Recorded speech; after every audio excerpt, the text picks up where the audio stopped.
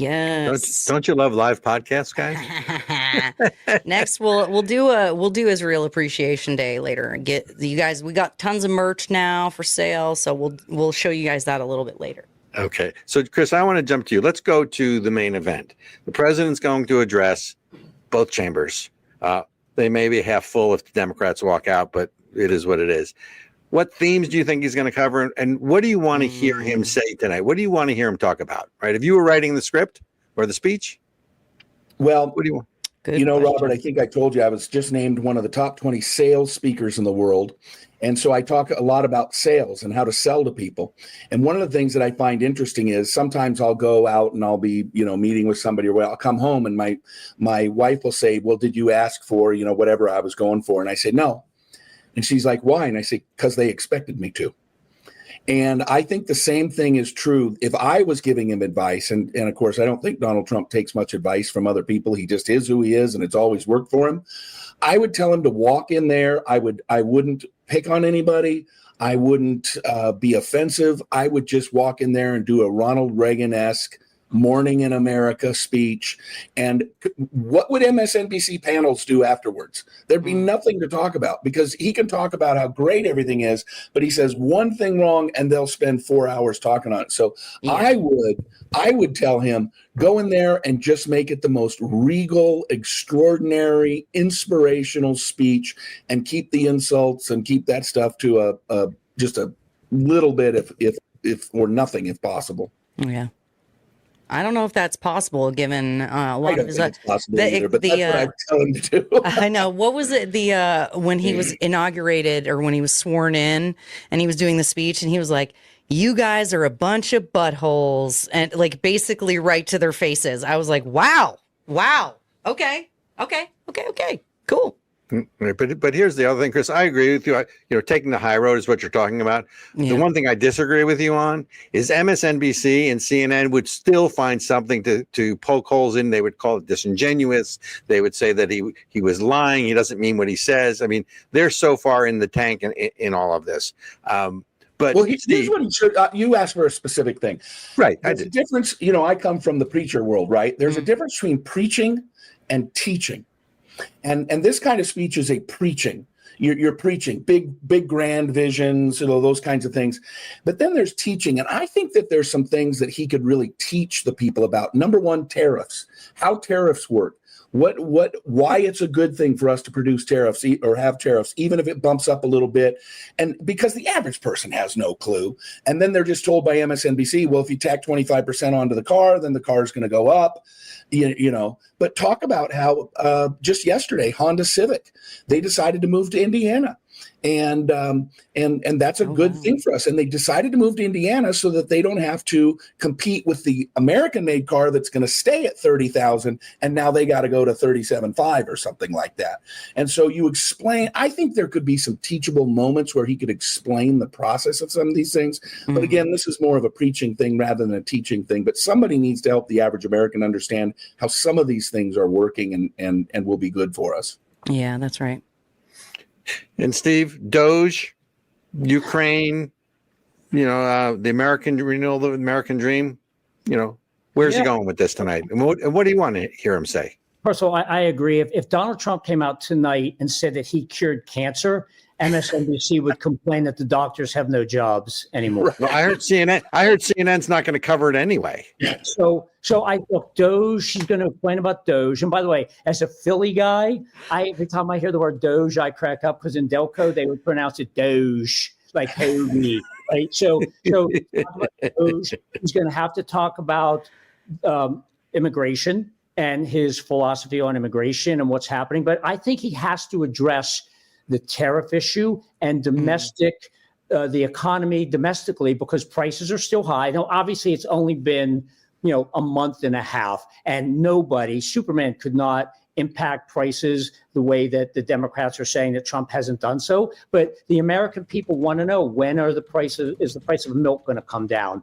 Tariffs are not the right strategy right now. He continues to quote President McKinley, who was the president 150 years ago. We were not the manufacturing, technologically advanced nation that we are today. We were basically a farming nation where mattered. And then, by the way, McKinley pulled back on the tariffs because he realized that they weren't working. So he's got to address the deficit. He has to be drilled down and focused. Like Chris said, he can't be petty. He's got to talk about the economy. He has to talk about all things related to the economy, but he also has to address, from a foreign policy perspective, he has to address Russia, Ukraine, and I think he still has to address Israel and the Middle East and what's happening there. You know, Egypt came out and the other nations came out with a $53 billion plan tonight to counter Trump's Gaza, Riviera, on the Mediterranean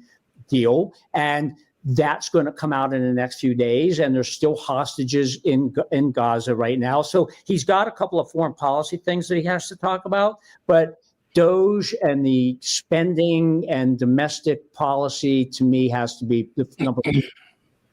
Yeah.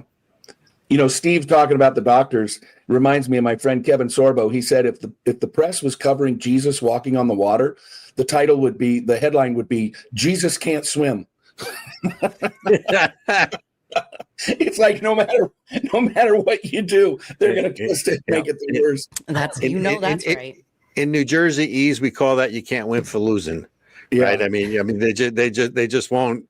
And that's North Jersey, Steve. It's not the Philly suburbs. It's the A123 tree not for nothing part of New Jersey. Hey, but we said that in Vermont too, so that must be a Yankee Northeast thing.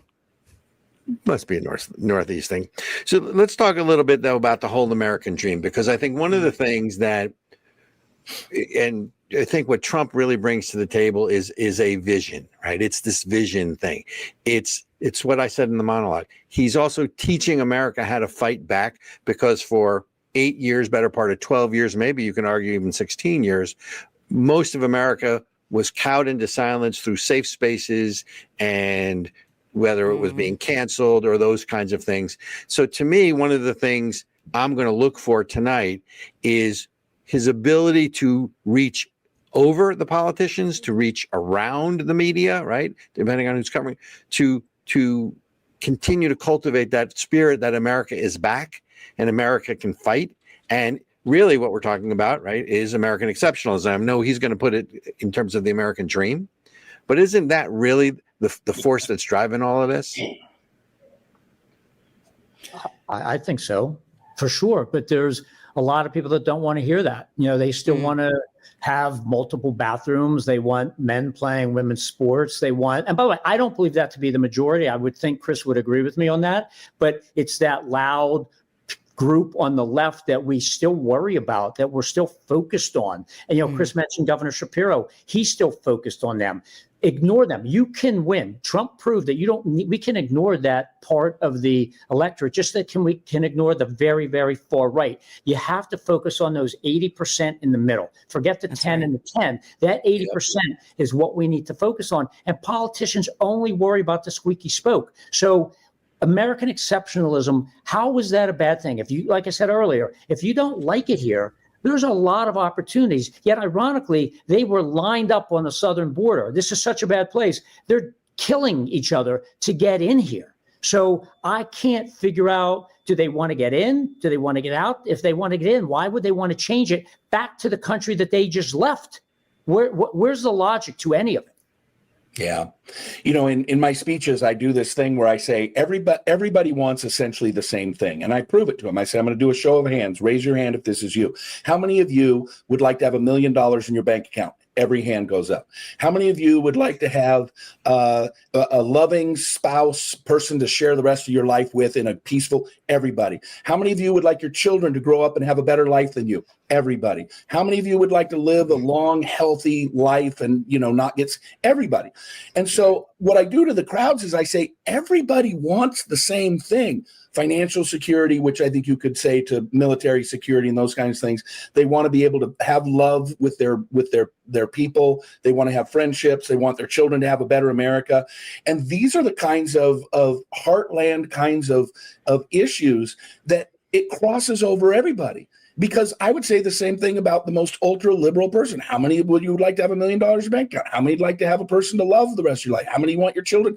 Everybody wants those things. And I think if we can continue to talk about that rather than trans bathrooms and all the other things, that's what reaches the most people, which is why that's what Fetterman's doing on the Democrat side. And he's probably about the only one of any substance or fame that is talking that way.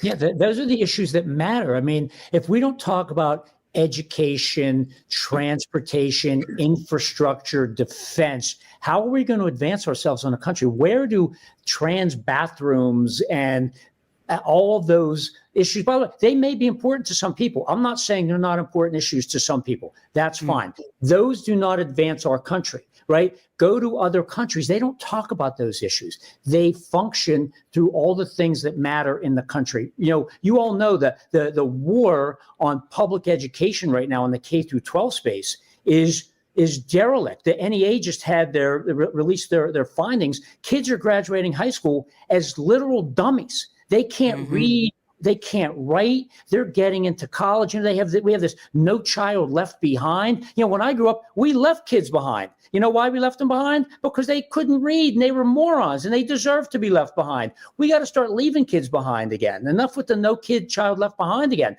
Leave those behind that deserve to be left behind. Or put them into a trade school or something like that. Right.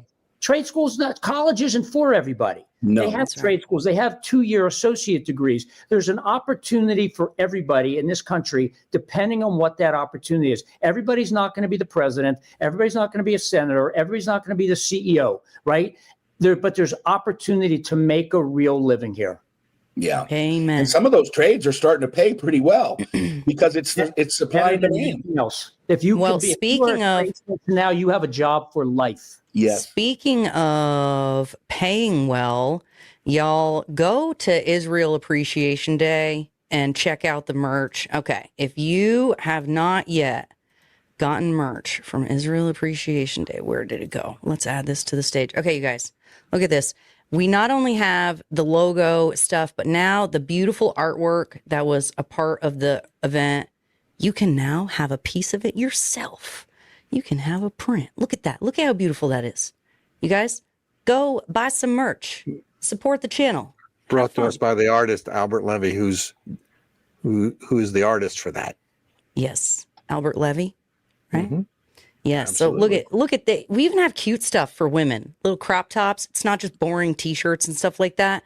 Go get your merch, y'all. Go on and get your merch. Chris, I think you should buy Denise one.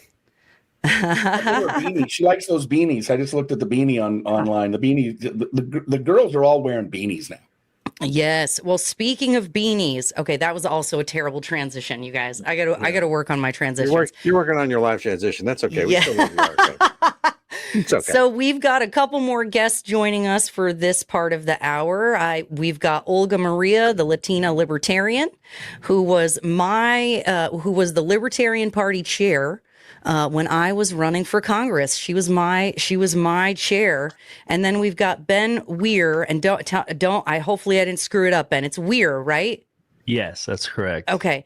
And I'm not related to the guy from the Grateful Dead or the golfer. Well, I was hoping the Grateful Dead. I mean, that's from my past. Yeah, I wish, but Oh, wait, we can't hear you, Chris. Wait, hold on. Sorry. I was going to say, Steve will know this one. I am not the founder, nor was one of my lineage of Widener University in Chester, Pennsylvania.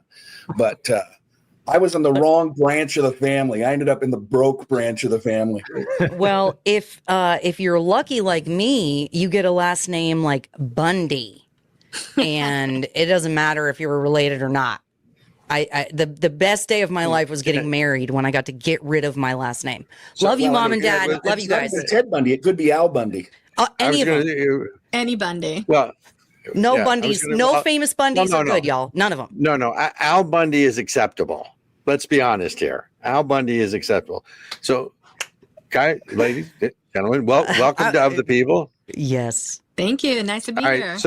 So from a libertarian perspective, Olga, ladies go first. We are chivalrous, and Ben, you're going to get to go second. First question is always the same, which is, President Trump's addressing a joint session of Congress. Yeah. What do you want to hear him say? What do you want to hear him talk about? Or better yet, we're going to phrase it. What don't you want to hear him say? Oh, I definitely don't want to hear him say that we're going to be, funding any more wars, that we're going to be sending money. Honestly, as one of the many libertarians who did vote for Trump, who joined, the MAGA Maha Libertarian Coalition, I voted primarily to, see that if he was going to keep the promise of freeing Ross Albright, which he did within, 20, 30 hours of being inaugurated, which was pretty incredible. Yeah. And then we have Doge, and then we have so many other things. Like it's been a whirlwind. So in that sense, I'm excited, and I feel really hopeful when it comes to a lot of things, because it seems like he has a really solid team. And I think that libertarianism and the people that he's brought around him, I think our message has really, gotten into a lot of the people that are in his circle clearly. Yeah. Because I just think he is on fire, and the people around him are on fire when it comes to decreasing the scope of government. Yeah. So of course, libertarians were just screaming more. Yes. But hopefully there's going to be, I think the strong stance that he took with Zelensky, last Friday is a signal, I'm hoping, to other countries that the majority of the American people truly back the idea that we are no longer the world's police, that we are focusing on the United States, that we really have to get our house in order. So that's what I would hope to hear. I'm really curious. I'd love to hear that, the Department of Education is being abolished, that the ATF is being abolished. That's what I'm hoping for, but we'll see. Well, and the Supreme Court has done a good job with the ATF this year. But the more we can do, the better. They can look, as long as we get universal carry, you can keep the ATF. Well, no, we need it gone. All government agencies, get rid of them. I always say that most Americans are default libertarians. They just don't know it. Chris, you were talking about how everybody just wants to be safe and be able to take care of themselves and whatever. And that's really the basis of the libertarian, philosophy, is just government should be small. Leave me alone. Let me take care of myself. Okay. So how about you, Ben? What are you either hoping to hear or not, or hoping to not hear? Okay. Well, I think that, when it comes to like deregulation and stuff like that, I think that's probably the top priority for me. This is why I've kind of like thrown some support, like just, I have no sway in it, but, for like Vivek, who's running for governor, wants to continue to deregulate, based off of, what his findings were with Doge and everything like that. But I would love to see more deregulation. I would love to see, I echo what Olga said, with ending the forever wars, bringing our troops home, and keeping us safe and not creating more veterans. You know what I mean? So Ooh. I'm a veteran myself. I was in the Army. I was an infantryman, and I lost a lot of good friends. But there's some good bills right now that will help bring some of those home, like the Defend the Guard bill. And, the only other thing maybe he could touch on is Linda McMahon was confirmed. And her first thing that she mentioned was that she's at her first hour, she said, we are in the final chapter of the Department of Education, which was awesome to hear. Closing things up, bringing it back to the states, which I think is very important. What I don't want to see is basically them taking that power and just putting it in another system of federal government. I'd like to see that's it what they do. Do. The states down to the communities, the local communities. Let them make their own curriculum choices. Take it down to the counties. Yeah. So, and I can tell you, having lived in Vermont when No Child Left Behind was implemented, and even before that, Howard Dean was governor, and each town dealt with their own educational costs. But then what did they call that, Ericka? Was it Act 250, which was the redistribution where they created the gold towns, the giving towns, and the receiving towns? Yep. We actually went to the governor's office and said, okay, we understand that we're a gold town. We're going to be giving to the state, and you're going to give us back all the same amount of money. Sort of everyone's in a brown burlap bag in terms of education. Here's all you're going to get.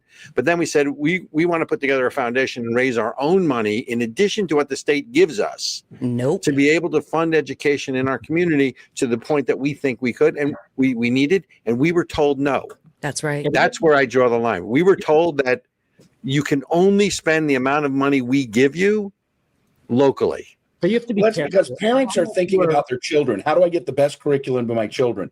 The Democrats are thinking, how do we get the most money to our teachers so they can indoctrinate the children? Correct. You guys are missing a big point. It's fine to get rid of the Department of Education, but if you give the power back to the local municipalities, you're going to have school districts in the big blue states that are teaching around CRT and critical social justice. You're going to have the red states where they're not, and you're going to have a disparate educational system. There has to be some oversight that also doesn't allow federal funding. If teachers go rogue, the teachers' unions are polluted with horrible training around a lot of different ideologies and pedagogies that are being replaced pretending to be curriculum. So if they go into the local municipalities, who's going to oversee that? I got to say that it's actually, I think decentralizing is definitely better. I don't think more oversight or even any oversight like that really matters that much. I'm speaking in terms, I'm in New Hampshire. So they have educational freedom accounts, which basically allows parents, if they are within for certain tax bracket, to take the tax dollars that go to their child for education and choose what school their kid goes to, even if it's not directly school choice. It's basically school choice. Well, today they voted to expand that to a much wider tax bracket. And that still has to pass the Senate and go through the governor, but it's OTP, it's ought to pass. So we got a lot of momentum, at least in New Hampshire, to at least, free up that education system, and kind of like push more deregulation on schools and just let kids and let parents choose what education's best for their kids. Here's what I have a question for Steve, because it's a kind of a follow-up question. We talk about states' rights, right? And when the abortion things, and some of them were no abortion, and people said, well, move to a state where you can do abortion or anything, whatever the issue is. If there's guns aren't legal in California, move to Texas.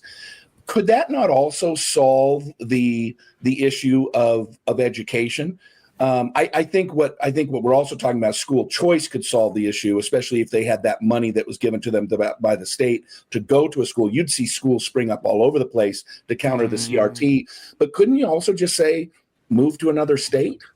I don't think so, because certain schools can only handle so many young people in classrooms. And we're seeing with the illegal immigration that some of these classrooms are being overrun. There's not enough teachers. The teachers' unions are very, they're not helpful. Let's just put it that way. They're very corrupt. They're very politicized. And I understand, I'm all about deregulation, okay? But the schools have been infiltrated. We all know about the tunnels that Hamas built into Israel. They also built tunnels in the U.S. They're called schools. And the pedagogy and the teaching that is going on in these schools, you cannot allow local municipalities to do their own curriculum. It doesn't work. I'm working in certain districts right now in this country to try to flip school boards, because you have local school board members who are corrupt and who are anti-American, pushing anti-Judeo-Christian values on kids. We've already lost one generation, and I'm not going to sit back and watch us lose another generation. So we could debate this for another 2 hours, but Chris, short answer is I don't believe that would work. Here's what I want to know is, Robert, what are you going to do when your girlfriend, Randy Weingarten, president of the American Federation of Teachers, what are you going to do when she doesn't have a job anymore? The hopping hobbit? The hopping hobbit. Yeah, I'm going to throw a party. I'm going to throw a party. Look, we all know that the unions are there not about They're not even about the teachers. They're about the unions and the Democratic politicians that fund them. It's sort of a revolving slush fund. Yeah. The children and the education, as we saw in COVID, when they advocated for shutting down classrooms, are sort of an incidental exposure here. And they certainly don't represent most of the teachers whom I believe really care about the children. Yeah. So if and when she retires, look, I hope one of the things I would love to hear, speaking of which, I would love to hear President Trump tonight talk about right to work. Oh. Right. I don't think he's going to, because I don't think it's quite. And look, let's be honest. What is it? 82 executive orders so far, flooding the zone in 6 weeks in office. I mean, and again, my only concern with something like that is what you can do by executive order can be taken back by executive order with the next president. That's why legislating is so hard. But I would love to see him talk about right to work. That's my own personal thing. I just think that's sort of one of the ground zero points in all of this in terms of unions and stopping the cycle of money. But Steve, you're 100% correct. It took us a generation or two or three to get into this problem. And it's no different than Hamas and Judea and Samaria, right? Until you stop that cycle of hatred being taught to the children, until you stop that cycle of dumbing down education to the children here, and they generationally grow up, you're never going to break the cycle. You can win the battle, but the war is generational. On both of those. If you've never read the book Slouching Towards Gomorrah by Robert Bork, he wrote it in 1999. It's one of the best political books I've ever read. And he wrote it in 99. And he basically said that this has all been the plan since the 60s. They said we have to take over the institutions. That's right. What's really fascinating then is to read it in 2025 and go, he wrote this thing 26 years ago, and he would be rolling over in his grave how far beyond what he said it was going to happen. But this has always been in the works by the left. And I just want to add real quick though, really kind of what we're looking at in the bigger picture is the culture, and the culture has shifted. And so I actually have a lot of hope. I mean, I look at what's happening right now in Maine. I think I hear what you're saying. The gentleman up there, I don't see everyone's names, but I understand what you're saying. Steve's the handsome bald guy in green. I don't know why I'm a little bit more hopeful. I'm a little bit more white-pilled when it comes to localities, just because I see what's happening in places like Maine, where I think parents and kids have been pushed so far to such an extreme. And I think obviously the election was a response to that. And I think now a lot of people feel free and that they have the ability now to push back. So, what's happening in Maine with the parents that are getting together, they're pushing back. I mean, the exchange that Trump had with Governor Mills there, and that just opened the floodgates. But the floodgates were already opening there because parents started pushing back on the massive migration that was happening and the clash that's been happening against, the local students with migrants, the violence, the housing crisis that's happening where migrants were giving preference to homeless veterans that have been on waiting lists for this housing. So I just think there's something happening in the culture where I truly believe the shift is going to happen a lot more. I think the fact that we hear conversations and talking points about, no more wars, about, deregulation, about, just look at what happened with all the exposure with the USAID. I think the American people are just like, we are so ready right now to really start pushing back. And a lot more people who would never talk about how, influenced communism and socialism is. I mean, I hear people like 19, 20 years old, like my son, talking. I mean, they are just way more aware in a sense and really pushing back on the extreme radical leftism. I mean, they're kind of like going to where, they're looking more conservative and libertarian and wanting to understand economics. And so I think there's a big pushback culturally that's happening. I do agree with you that it will take kind of time, but I don't think it's going to take as long because I just think it's already, the zeitgeist has shifted. Well, look at the shift that took place in the African-American community over immigration. I'll never forget, I don't remember what show it was on, but here's this, young black mother. She shows up at the rec center with her kid who's like 12, and sorry, it shut down. We have immigrants living there. And she was actually cussing on the show, the news show, but she's like, where's my kid going to go? I got to go to work. This is where he goes. Now he's going to be out on the streets. And you saw, which is probably the most dependent Democrat vote, shift significantly, because I think exactly what you were saying is there's a cultural shift, and they're just looking at this stuff saying this doesn't work for us. Well, and even people who would never have spoken out before. Actually, I'm kind of curious, Ben Weir, what you think about this. Have you guys been keeping up at all with the union, the New York Correctional Union? So have you guys heard about this? So basically, the conditions in the prisons have gotten so bad in New York because they can't put violent offenders in solitary confinement. They can't punish people anymore. And so it's gotten so violent that the union is on an illegal strike. They're having to work 24-hour shifts. I mean, it is insane. And they've got the guard. Speaking about defending the guard, if New York State didn't have a National Guard, that's who's running their prisons right now. Wow. So I know. It's crazy. So, like, can you imagine that as a person having been in the military, Ben, having to go be a prison guard? I can, because that was almost the job that they put me in once I got out. I would never want to do that, though. But that is pretty wild. But if you think about it, what is the purpose of the National Guard? It's usually, presumably, to help for disasters here at home, right? Well, a vast majority of our guardsmen are being sent overseas instead of being used to help us get through disasters here at home quicker. Yeah. It's not, they're not able to help keep our borders here safe. You know what That's I mean? right. If they're over there defending the interests of whatever entities out there, you know what I mean? Like fighting all of Israel's whatever wars foreign and all that government. Yeah, exactly. But that is pretty insane. And I got to say that, like, the prison system in general is just absolutely corrupt. I ran for county sheriff as a constitutional sheriff here in New Hampshire back in 22. And that was an experience. But, what I learned about the prison system, even here in New Hampshire, is that, the vast majority of the time they are certainly, under they struggle to get people in there to take those jobs. It's not a fun job, but just the prison system in general, what they're doing in some of these people that are going to jail, there's an issue here because there's a lot of people going there for mental problems, not necessarily crimes, and they're basically being treated as mental institutions these days. Yeah.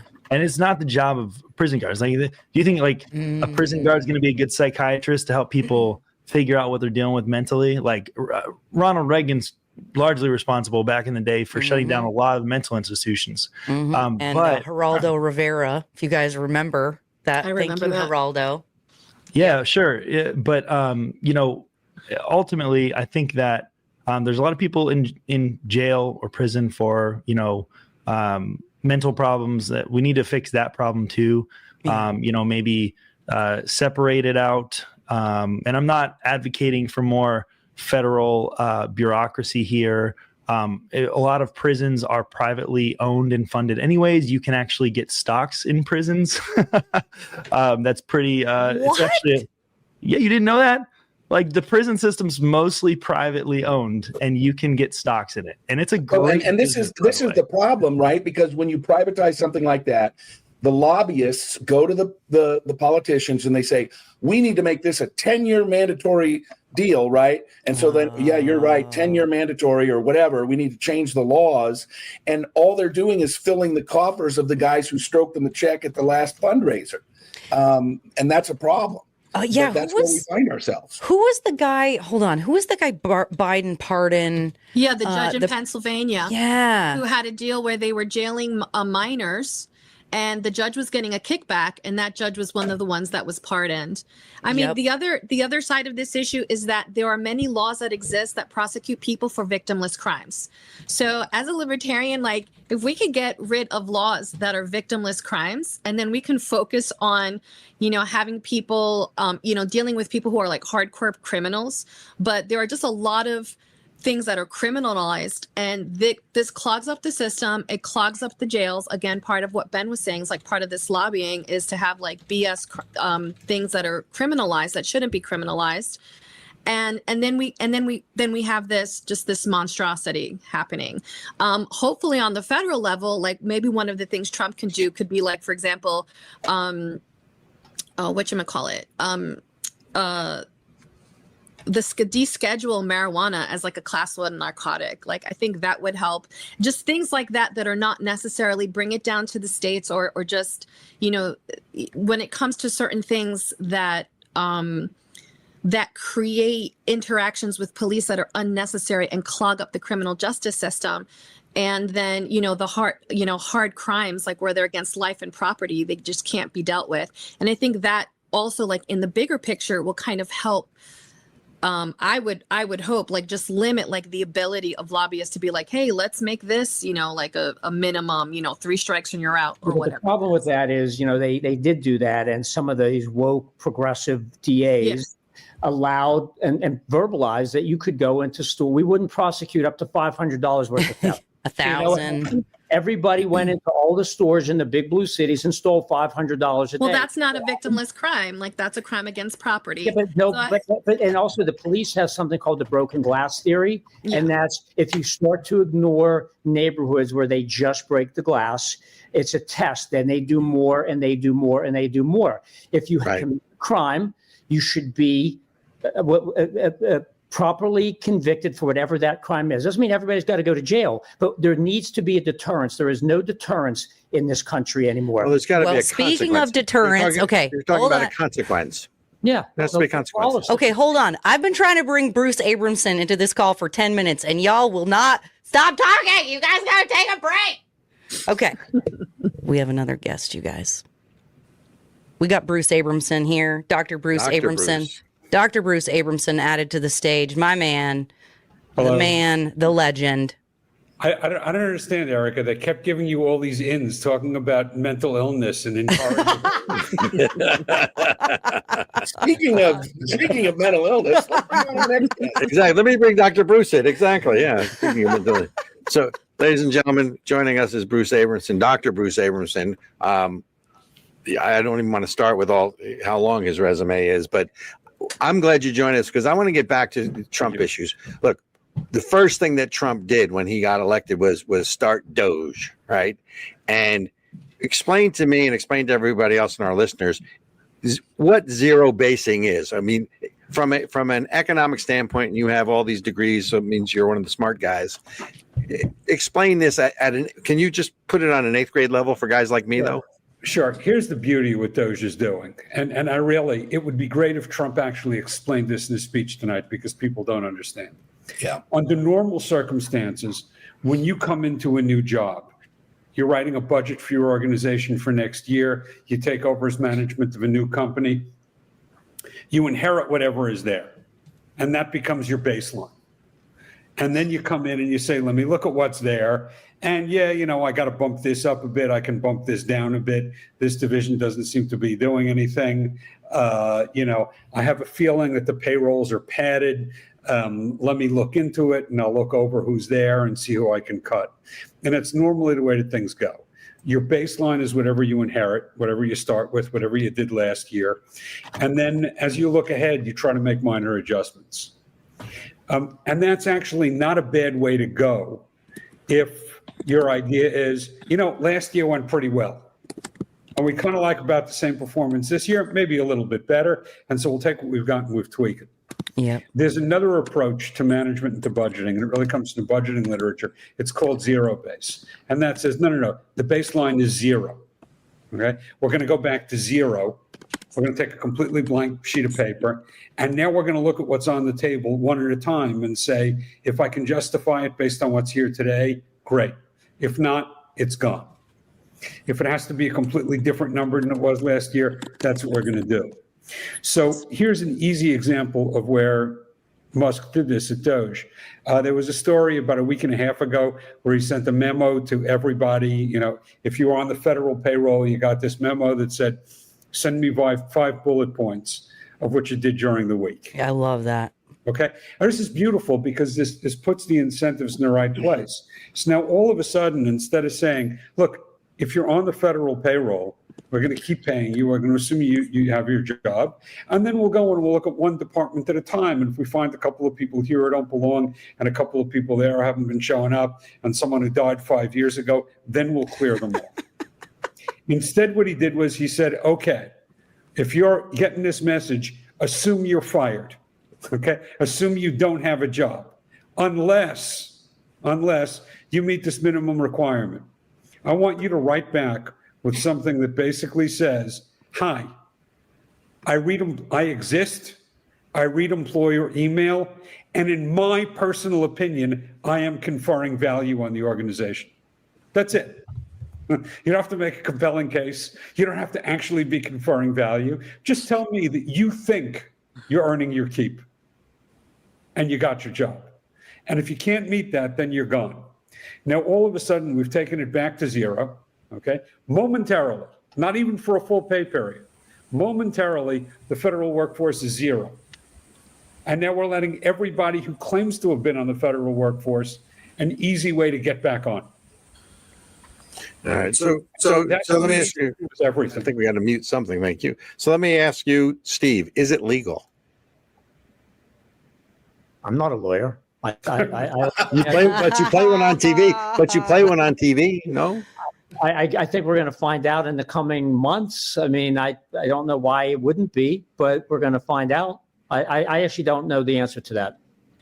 Well, Jonathan Turley just wrote a really excellent article about, I think it was the inspector general that got fired and then the judge stepped in. And Turley wrote an article about 3 days ago saying this is actually really great for both sides because both sides have been trying to figure out if they work at the discretion of the executive. And so he actually said this is going to be good because it's going to go to the Supreme Court and it's finally going to be decided.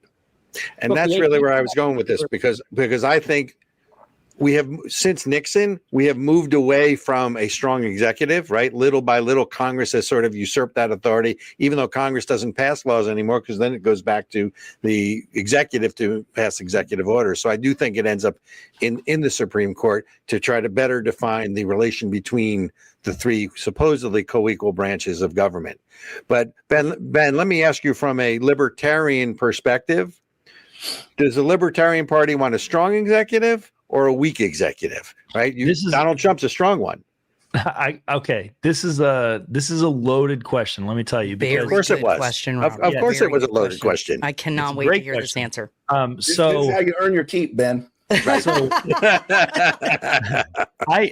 So I tell this to people. I tell people that I'm a Machiavellian, and it's not because Machiavelli was, I guess, people consider him like a violent person, whatever. But what he understood is power dynamics and how to navigate in the political world of his time. And he didn't use perfect means to achieve his ends. That's for sure. As a libertarian, I believe at absolute decentralization at the most extreme level. All right. It goes down to the individual for everything. However, I will say that if you had to have one person that had to centralize everything to decentralize everything, I don't think it's Donald Trump, but that wouldn't make me mad. So wait a minute. You're giving me a non-answer. Now you sound like a politician. Trump is pushing the needle in the right direction in certain areas. So where he's coming up with these executive orders with Doge is a fantastic idea. This is why I said I was giving props to Vivek earlier. But do I think that executive authority is the best way to do this? It's probably the only way to do it, because at a decentralized level, with all these different moving parts involved, it's not going to get done. However, you do run the risk of the next guy getting in and completely erasing everything that you've done. And doing this is the problem with centralizing it with Yeah. one person, even if it's like the most perfect libertarian. Like if we had Ron Paul as the president of the United States, Wait, are and you he saying was Ron like, Paul's "We the are most ending the perfect? Fed," the next guy's Okay. just going to add it right back in. You know what I mean? So Is this Rand and Paul or hopefully what can happen, I mean, right now, you know, Republicans have the Senate and the House. Hopefully what they can do is follow up with legislation to solidify a lot of these things that are good. So And if they I don't know if don't- that's the plan, because the danger is then, you know, we've already seen the crazy reaction from the left. I mean, for goodness sake, poor JD Vance came to Vermont to ski, and he was met with a couple of hundred insane people who were basically like screaming at him and his kids while they were just trying to enjoy like a weekend wow. ski. And I mean, but my point is, and you know, with the complete demolition of USAID, which I will say, in my state, like in many blue states, Sorry, Olga. I had to. you know, there's a lot of non-for-profits, and there's a lot of people who are really pissed off that their jobs, or like where they go to volunteer because they don't work and they receive income from, you know, from taxpayers basically, and where they hang out and do their activism is, you know, in a crisis mode. So there's a lot of pissed off people, and there's a lot of this kind of coordination. And I just, you know, my concern is, you know, what happens in a few years. I would love to see that there is this, you know, quick action to consolidate these things that are about shrinking government, and to, I think our baseline is just getting to as close as the Constitution as possible. I mean, that sounds crazy, but this is what we need to happen. Yeah. So I don't know. And you know, so yeah, on the one hand, it's like we can strip a lot of things away from the executive, centralizing it, but we have to get to a point that then power is then returned to the people. So how Robert, do you at the end of the day, we are a republic, and we are exactly what Ben wants, right? exactly? Republic, the citizens have the power. We're not a monarchy, right? Yeah. Trump And we're not a democracy. Correct. Right, we are a republic. In a republic, the power lies with the citizens. There is an elected person that is supposed to, and people. We have three branches of government that are supposed to enact, enforce, and uphold laws. We have lost that in this country. These politicians and the hijinks, and as I mentioned earlier, the tomfoolery with which they govern is not representative of whether it's me or Ben or anybody else on this screen. Yeah. Because we all, and by the way, we all seem to want some different things, but at the end of the day, we all want a strong United States that represents each of our interests, our kids' interest, our friends' interest, our neighbors' interest. But we want a strong country. That might mean something a little bit different for each of us, but we live in a republic, so we should be able to have that, which is why I said earlier, the number one constitutional amendment, the 28th Amendment, should be term limits. Okay, if we have it for the top office, we should have it for the Senate and the House. But when you talk to members of the House and Congress, they say, oh, no, it takes us too long to learn the system. Guess what? No, you don't need to learn the system. That's the whole problem. And when Okay, so let me say my anti-term limit. Okay, wait. Okay, you can say. Wait, hold on. You can say your anti-term limit. First question, by a show of hands, who is in support of the Convention of States? Do you know what I'm talking about? Who doesn't know what I'm talking about? I do. I know. I'm not in favor of it. So much. I got to shove so much stuff in my brain with all this stuff happening. Yeah. It's such a whirlwind. I want Okay, so Chris, at least Chris, half of us are for Chris. the Convention of States. Okay, so go ahead, Chris. You have the floor. So Anti-term limits. I'll tie the Doge. And prior to Steve talking, I was thinking this comes down to term limits. And I'm anti-term limits. And one of the things I love about what Doge and President Trump are doing is the problem with term limits is it doesn't allow the people to elect their representatives. And the real problem is that a lot of it doesn't. Okay, I love this guy. He's amazing. He's the best guy ever. Sorry, 12 years, you're out. I can't vote for him anymore. My right to be represented by the person that I want to be represented by is no longer there.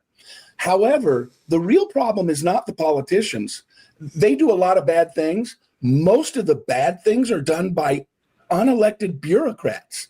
And if we had term limits, they would just sit there and go, all right, he's going to be gone in 4 years. No. And they pass these regulations that are essentially de facto laws because you have to live by them, whether it's OSHA or, any of the other groups, right? The administrative state. I mean, I could consider agreeing with you if I hadn't run for Congress and had all of the bribes sent to me. Right. So you can say that it's that a lot of this stuff is done by unelected bureaucrats, but it's not. It's lawmakers putting laws into place because they got bought off by special interest groups who then take the money out of your pocket and mine to repay their donors. Wait. It's not that simple. Look at how many laws there are versus how many regulations there are. Far more regulations done by unelected bureaucrats. Right. I hear you. But our elected officials are all bribed. Let's just be real. Every single one of them is bribed, has been bribed in order to get their position. That is an awful broad statement. Bruce, you have the floor. I will defend that till the day I die. There's a huge problem with any of these procedural arguments in that, it all depends, right? I mean, basically, picture the scenario. So you got a student who says something in class and a teacher says you can't say that. And the principal says you can't restrain that student. And the school board says to the principal, you can't control the teacher. And the governor says to the school board, you can't interfere with the principal. Now, which side stands for free speech? Well, the answer is whichever side agrees with me, of course. Right. But at the end of the day, I mean, procedure may be all that we have, but I tend to believe, and this is sort of my problem with ideologies, right? Why I'm always push the pendulum back to whichever direction it hasn't overswung, is that I believe fundamentally that all ideologies and all procedures have a degenerate state, and given long enough, they will all degenerate. And I think that a lot of what we're looking at in this country is ideas and ideologies and systems that actually sound very attractive when you describe them, but they've been around unchecked for long enough to degenerate. And we're looking at the political philosophy of the second law of thermodynamics, right? Everything degenerates. That's everything degenerates. That's it. Write that down. Well, you go back to a point in history and say, we have to extol individual rights because people aren't free to do their own thing. And you say, great, we'll do that. And eventually, you get to John Stuart Mill saying, oh, your right to swing your unfettered right to swing your fist stops the tip of my nose. But then we go beyond that and you effectively get to an atomized anarchic society because any suggestion that I can't do what I want right now is an imposition on my individual liberty. Right. So you say, well, okay, maybe we should start doing things to build the community. And all of a sudden you're back to North Korea. Yeah. Right. And so, this is the thing is do you want to live in North Korea or Somalia? And the answer is neither. No. I want to live in a place where the government does not have the ability to control me. See, this is what I think often gets lost. Somalia. None. But Ericka, I want to live in the United States of America. Ericka, the minute you live in a society or civilization, you have compromised your right. He's talking about John Stuart Mill. You're now going back to the social contract, right? You're going back to Jean-Jacques Rousseau, which is you're already. Don't call me a Rousseauian, please. I wasn't calling you. I was just bringing him up. But I want to go back to this term limits thing because, it's interesting because there is some conversation that Donald Trump is going to be a dictator and he's not going to leave, the same crap they're throwing around. But it was, during the FDR years, right? Franklin Delano Roosevelt ran for 4 terms and he won, right? George Washington sets the precedent. No president runs more than 2 terms based on precedent. FDR dies in his 4th term, and Congress, in their infinite wisdom, and here I don't support Convention of States because I don't want to open the teapot, but what happens is Congress says, oh, we can't let the executive have that much power, so we're going to term limit him for 2 terms, right? But at the same time, they don't term limit themselves. That's where I have the issue with it. Yep. Whether or not term limits, Chris, as you brought up, tend to erode your right to have your elected representative that you want. I think it's a point well taken. I don't think I want to open up the constitutional box.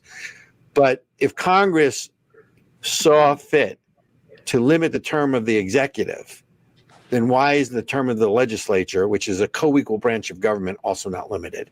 Somebody answer that question for me, Steve. I'm always picking on you. It's the bald guys. We have to stick together. I understand Chris's point, but I would say, there has to be term limits for the legislative aides as well. I want everybody, and I don't agree that you can't vote for your candidate because there'll be new candidates to choose from. That's what the framers did not have Strom Thurmond and Chuck Schumer and Ted Kennedy in mind when they drafted the spirit of rotation and at all. They had Strom Thurmond in mind for everybody. And they really didn't have Maxine Waters in mind. And Bernie Sanders. They definitely had those fools in mind when they wrote that crap. They were like, these freaking fools. What do you think about this idea? Because the whole idea of, okay, we're going to have term limits.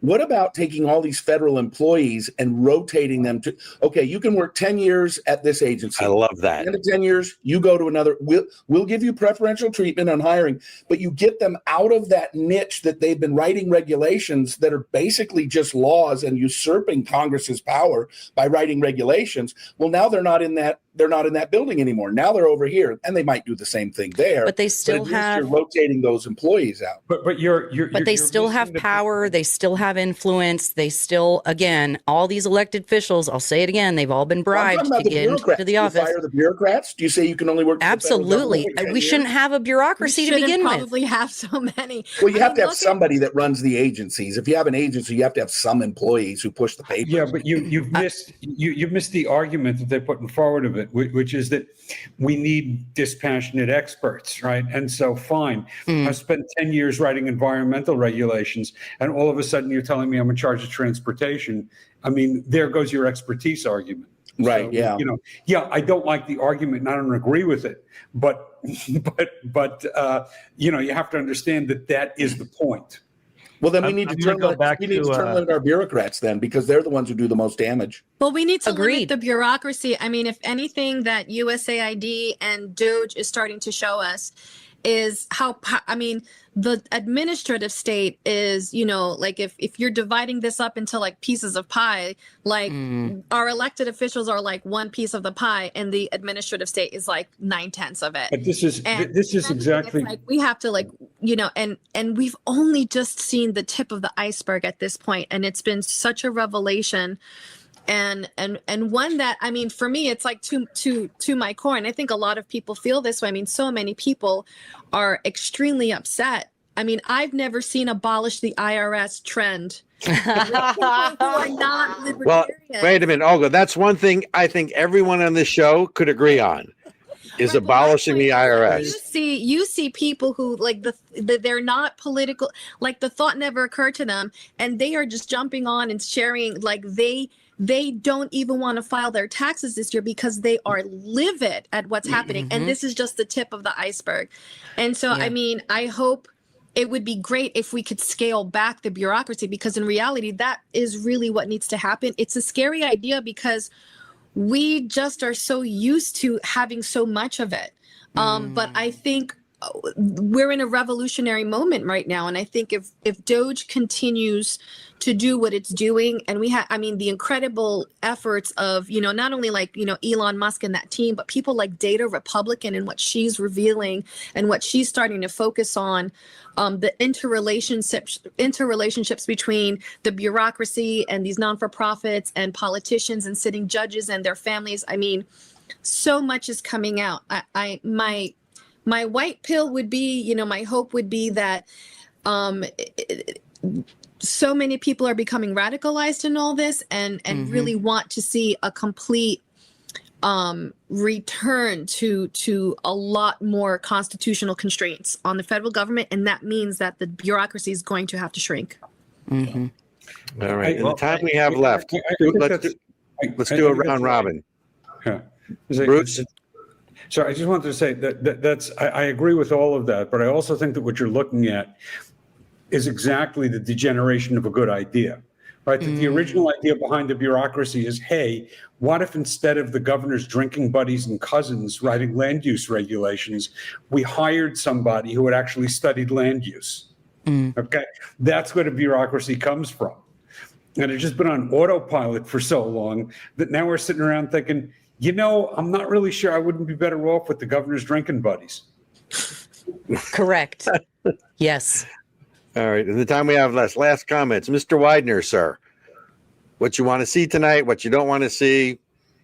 Doge, the border. We didn't get the anti-Semitism. We didn't get the government shutdown, which I wanted to talk about. The American dream. Well, tariffs. I just think, like I said at the beginning, he should come out as a statesman. You know, and I got to tell you, I'm really impressed with Trump in his second term. He seems a lot more mature. He seems a lot more statesman-like. I think, you know, getting shot at and ending up in a bloody mess on a stage will do that to you. I think he's not going to be taken for a fool by guys like Mike Pence and the folks who said, oh, we'll surround you with people who know what we're doing in Washington, D.C. He's putting in the people who he knows are going to push his agenda, who he's known for the last 4 years or more. And so I'd like to see him come out and be statesman-like and be a great leader. And use that kind of language. I mean, as a professional speaker and author, words matter. You know, the old proverb from the book Proverbs, the tongue is the power of life and death, and those who love it will eat its fruit. And it's one of my favorite proverbs. And the reality is what you say creates a reality. If he comes out and he's statesman-like, yes, MSNBC and CNN are going to still say bad things about him, but the average American watching is going to go, "Wow, that's not the Trump. He's not that, you know, crazy guy or the buffoon or the blowhard or, you know, whatever. He's really sort of Reagan-esque." Yeah. And just so you guys know, anybody who wants to hang around, we are doing live commentary on the presidential congressional address. So we're sort of having like a little intermission. We're going to end this segment, but anybody who wants to stay and talk Did I know smack, about this? Did I know about this? You did. So we had a very different planning meeting yesterday. We had a failure to communicate. Ben Weir, final comments. All right. What I would like to see Trump talk about is obviously, you know, giving more. I want to see more decentralization, obviously, but I want to really see him talk about, you know, the ending foreign aid, like obviously with Ukraine and stuff like that, but especially with Israel. We need to be ending the foreign wars and ending all foreign influence over United States politics. And I think that a lot of that starts with ending foreign aid and cutting every single dollar that's going off overseas to every country, period. We need to start taking care of ourselves. It doesn't mean be isolationists, but, you know, as Trump has been doing with other countries like Argentina, opening up a free trade agreement today, you know, I think that there's other opportunities for diplomacy. And, you know, I'd love to see more diplomacy, less bureaucracy, and maybe an audit of the Federal Reserve. That would be really great. Hashtag and the Fed. All right. Steve? Yeah, I would like to. You're up next because of the whole aid comment. Yeah, so we need more aid, not less aid. To pull back all the aid is a silly comment. Israel needs as much aid as possible. It's our only ally. It's our most trusted ally in the world. With no Israel, there would be complete instability in the Middle East. There would be chaos like you've never seen before. It's the only, you know, normal country in the Middle East. We need Israel. They need our aid. I do agree that at some point Israel should and will be able to stand on their own 2 feet, but that's a long time away. There are places where we should give money. There are places that we shouldn't give money. We should continue to give money to Egypt. And I hope that Trump comes out tonight and hammers home the Palestinian Palestinian supporters, the Hamas supporters, the Hezbollah supporters. I hope he and Leo Terrell and Linda McMahon continue to threaten to pull funding from public institutions, educational institutions.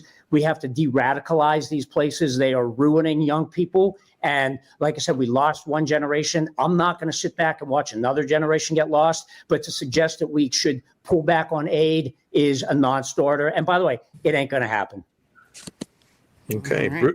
Olga, last thoughts. What I would like to see is I'm curious where Doge is going.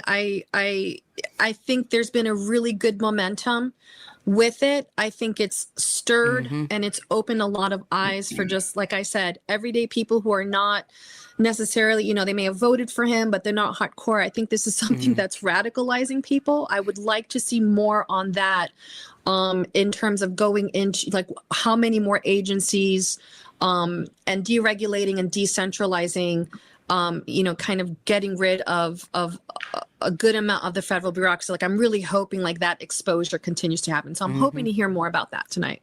Dr. Abramson, sir. So, you know, I already said what I hope to hear on domestic policy. I think it's important that Trump put forward a view of the world. And I think, you know, we can talk about cutting aid or not cutting aid, but the problem is that not every dollar that we send abroad is aid, right? It's sort of, you know, investment and consumption are two ways that I take a dollar out of my pocket. They're different things. I think the way that you have an America First foreign policy is you have America backing and supporting allies who are willing to invest heavily in their own defense, and we help them do that. And we've actually got these stark contrasts between Israel on the one hand and Europe on the other, between the Gaza war on the one hand and the Ukraine-Russia war on the other. The Biden administration kept both wars going needlessly. They gave Ukraine just enough to keep fighting, and they restrained Israel from winning when it was clear that their enemies were not going to relent. Trump needs to go in the other direction. He needs to make it clear that what he's doing is working towards ending these wars and motivating our allies to strengthen and support themselves, yet to remain our allies. And that means convincing Ukraine that it's time to stand down because they can't displace Russia from territory it's already seized. Yeah. And it means dropping the restraints on Israel and saying to them, go do what you need to do to win and stabilize the region. And that is the pattern that we need to set around the world, and to say to all of our allies, we want you to be able to defend yourselves as the Israelis do. And when we see that that's the investment you're making in yourself, we will invest in you. And until you're willing to do that, then it's just a gift and we're not subsidizing you. Okay, you guys. Flash round. Take us home, Ericka. You ready? We've got a flash round. We just got a great question comment. I'm not exactly sure who it was directed at, but so 30 seconds or less. I know a bunch of you are verbose, so you know who I'm talking to. 30 seconds or less. What do you guys think about the tariffs? Love the tariffs. I think we should get rid of the income tax and go back to what we did before we had an income tax and fund everything through tariffs. Taxation is theft. Tariffs are tax, and therefore tariffs are theft, and they should not be implemented whatsoever. Okay.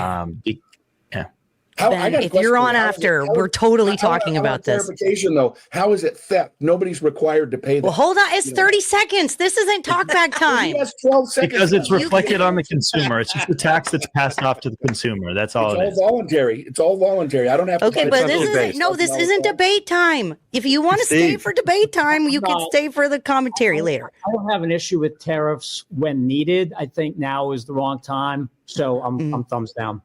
Okay. Bruce. Okay. Chris must be for them. We need to have a better definition of strategic industries and apply tariffs to protect the industries that are really strategic and drop them elsewhere. How about have some strategic industries? I'm curious and I'm interested in how Trump is going to use tariffs. I think he's using them strategically. I think he is playing like 4D chess. I think it's a negotiating tool.